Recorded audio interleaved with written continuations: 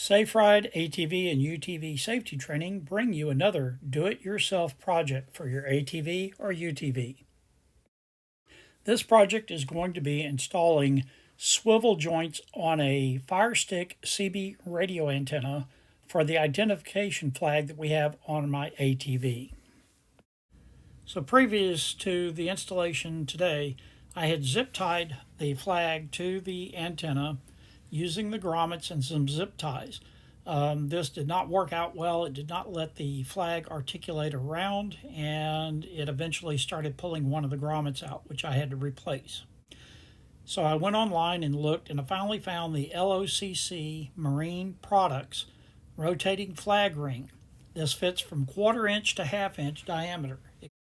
So at this point, I went ahead and took the swivel joints, clips, the bolt and the nut that are all in the bag, assembled everything, put the nut and the bolt in at the bottom there so you can see that, and then I went ahead and attached the clip to the top swivel and then to the grommet on the flag, both at the top and the bottom of the flag.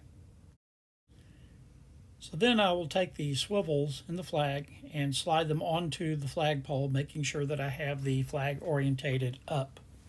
Then after that, you need to reinstall the red cap that goes over the top of the antenna.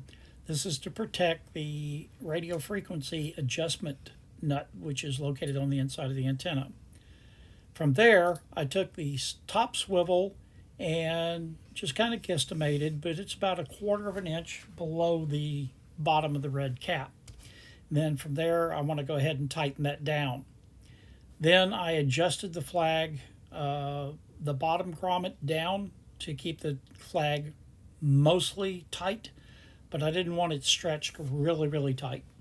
After that, I just basically tightened down both of the grommets, making sure that I had the locking nuts oriented to the back of the ATV. Tighten them down, and then we're ready to go out and ride it and see how it works. So now I'm going to take it out for a quick spin in the backyard and see how this flag works with some wind on it. We have just about an acre of property in behind the house, so just rode around the field real quick in the wind, and then I'm going to take it back up and inspect the grommets, the nuts, make sure everything stayed secure, and see how the flag is reacting.